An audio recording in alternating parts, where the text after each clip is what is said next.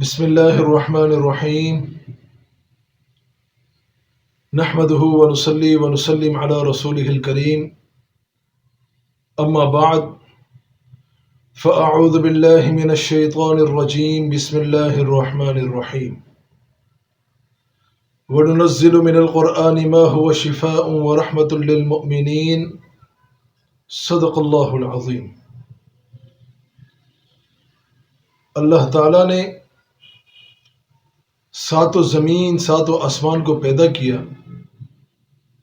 سات و زمین سات و آسمان کو بنانے کے بعد آسمانوں پر ستارے سورج چمکائے، زمین پر پہاڑ لگا دیے کہ والجبال اوتادا، کہ زمین کے اوپر میخیں لگا دی گئی ہیں جو صورت بصورت پہاڑ کے ہیں.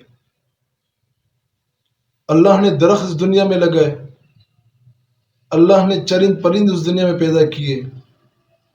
غرض دنیا میں ہر چیز بنانے کے بعد آخر میں انسان کو بنایا.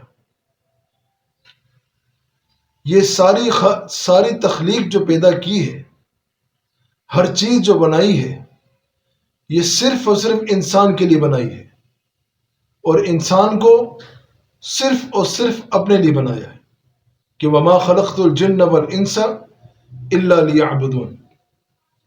جن اور انسان کو اللہ نے محض اپنی عبادت کے لیے پیدا کیا ہے. لیکن اس دنیا کی رنگینی، اس دنیا کی چمک دھمک، ہر چیز کو دیکھ کر انسان اللہ کو چھوڑ کر اس دنیا کی ہر چیز کے پیچھے لگ چکا ہے. جب لگا ہے تو پریشان بھی ہے.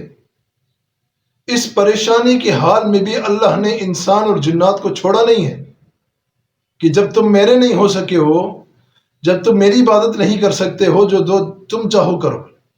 اللہ نے اس پہ تب بھی نہیں چھوڑا ہے. اس انسانیت کو رستے پہ لانے کے لیے اللہ نے انبیاء کا سلسلہ شروع کیا. اللہ نے انبیاء کے سلسلے کے بعد صحابہ اکرام کا سلسلہ شروع کیا.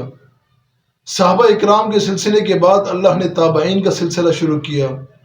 تب تابعین، بزرگان دین، اولیاء اللہ اکرام، محدثین، مفسرین، ان ساروں کو اللہ نے بنایا بھٹکے ہوئے انسان کو رستے پہ لانے کے لیے، تاکہ انسان جس اللہ کو چھوڑا ہے اسی اللہ کو دوبارہ لے لے، اسی اللہ کو دوبارہ لے کر اپنی آخرت تو بنائے گا، لیکن اپنی دنیا بھی بنا لے. لیکن جس دنیا کے پیچھے انسان لگا ہوا ہے، اس دنیا کی حقیقت اللہ کے سامنے کچھ نہیں ہے. وہ کیا ہے کہ وَمَا الْحَيَاةُ الدُّنْيَا إِلَّا مَتَاعُ الْغُرُورِ، کہ اللہ نے قرآن میں فرمایا، جس کا مفہوم ہے کہ اللہ کے سامنے اس دنیا کی قدر و قیمت اتنی ہے کہ مچھر کے پر کے برابر بھی نہیں ہے. اتنی قدر و قیمت اللہ نے اس دنیا کی رکھی ہے. لیکن اس دنیا کے حصول کے پیچھے انسان لگ چکا ہے. لگنا کوئی بری بات نہیں ہے، لیکن دنیا کو حصول کرنا ہے، لیکن دنیا کے حصول کرتے وقت اللہ کو ساتھ لینا ہے. اللہ نہیں ہے تو کچھ نہیں ہے. اللہ نہیں ہے تبھی تو انسانیت پریشان ہے. چاہے وہ روزگار کے مسئلے سے پریشان ہو، چاہے وہ جادو کے مسئلے سے پریشان ہو، چاہے وہ جنات کے مسئلے سے پریشان ہو، چاہے وہ گھر کی بے سکونی کے اعتبار سے پریشان ہو، چاہے وہ روزی روزگار کے اعتبار سے پریشان ہو، چاہے وہ رشتوں کے حوالے سے پریشان ہے. اللہ نے ان ساروں کو صحیح کرنے کے لیے، ان سارے مسئلوں کو سدھارنے کے لیے اللہ نے ایک راستہ بتایا ہے. وہ راستہ کون سا ہے؟ وہ راستہ ہے استغفار کا. حضرت نوح علیہ السلام کی قوم نے اللہ کی بڑی نافرمانی کی، وقت کے نبی کی بڑی تکلیفیں پہنچائیں. پھر بعد میں اللہ نے پھر بھی کہا کہ فَقُلْتُ اسْتَغْفِرُوا رَبَّكُمْ إِنَّهُ كَانَ غَفَّارًا، کہ جب تم استغفار کرو گے اللہ پاک دنیا تمہارے لیے کھولیں گے، آخرت بھی کھول کے رکھ دیں گے.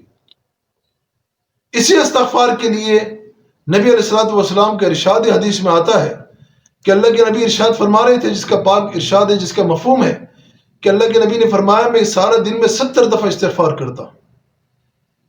ان کو استغفار کی کیا ضرورت ہے؟ اس امت کو سبق سکھانے کے لیے. یہ استغفار کوئی معمولی عمل نہیں ہے، بہت بڑا عمل ہے، بہت بڑا.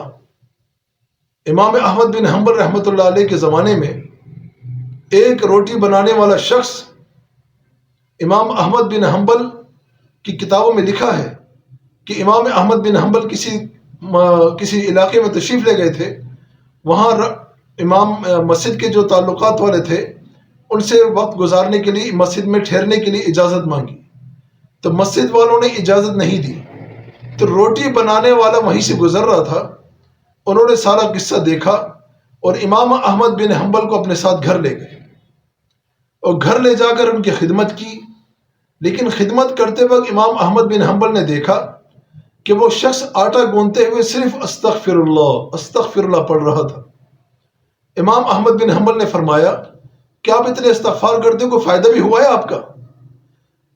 تو شخص کہنے لگا کہ مجھے جو ملنا تھا اللہ نے وہ سب کچھ دیا ہے، مال بے تحاشا دیا ہے، تکلیفیں سب ختم کر دی ہیں، لیکن ایک ادھوری خواہش ہے وہ میری پوری نہیں ہوئی۔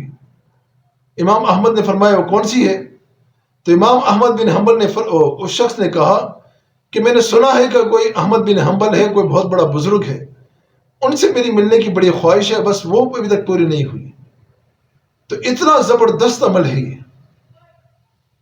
تو جو شخص کثرت استغفار کرے گا، قرآن میں لکھا ہے نا کہ وَيُمْدِدْكُمْ بِأَمْوَالٍ، کہ اللہ پاک مال سے مدد کریں گے اس کی۔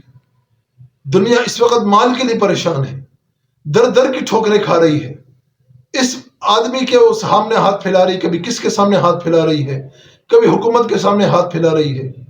ان سب سے چھٹکارے کے لیے اللہ نے کہا کہ مستقل استغفار کرنا ہے۔ یہ مال کا مسئلہ استغفار سے حل ہونا ہے۔ وَيُمْدِدْكُمْ بِأَمْوَالٍ وَبَنِينَ، دنیا پریشان ہے اولاد کے لیے، لڑکوں کے لیے پریشان ہے۔ جن گھروں میں لڑکے نہیں ہوتے ان گھر کی عورتوں سے جا کے معلوم کیا جائے کہ کتنے ظلم و ستم وہ گھر والے اس عورت پہ کر رہے ہیں۔ اللہ نے اس رستے کو بھی حل کر دیا ہے، اللہ نے اس مسئلے کو بھی ختم کر دیا ہے کہ اللہ پاک کثرت استغفار کی برکت سے اللہ پاک نارینہ اولاد آپ کو دیں گے۔ وَيَجْعَلْ لَكُمْ جَنَّاتٍ، اللہ پاک آپ کے باغوں کو بنائیں گے۔ اب ہر بندے کے پاس باغ تو ہے نہیں نا، لیکن یہاں باغ سے مراد آپ کی دکانیں ہیں، آپ کا کاروبار ہے، چاہے وہ کوئی سے بھی کاروبار ہو۔ کثرت سے استغفار سے مسئلہ بھی آپ کا حل ہوگا۔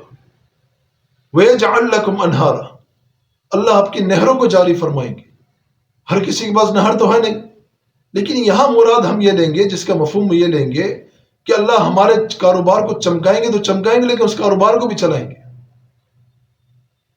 صرف چھوٹا سا کام کہ ہر نماز کے بعد 300 دفعہ استغفار پڑھیں اور اس کے بعد دعا کریں۔ 5 وقت کی نماز کی پابندی کرنے سے حدیث میں آتا ہے نا کہ اللہ پاک اس کے روزگار کے مسئلے کو بھی حل کریں گے۔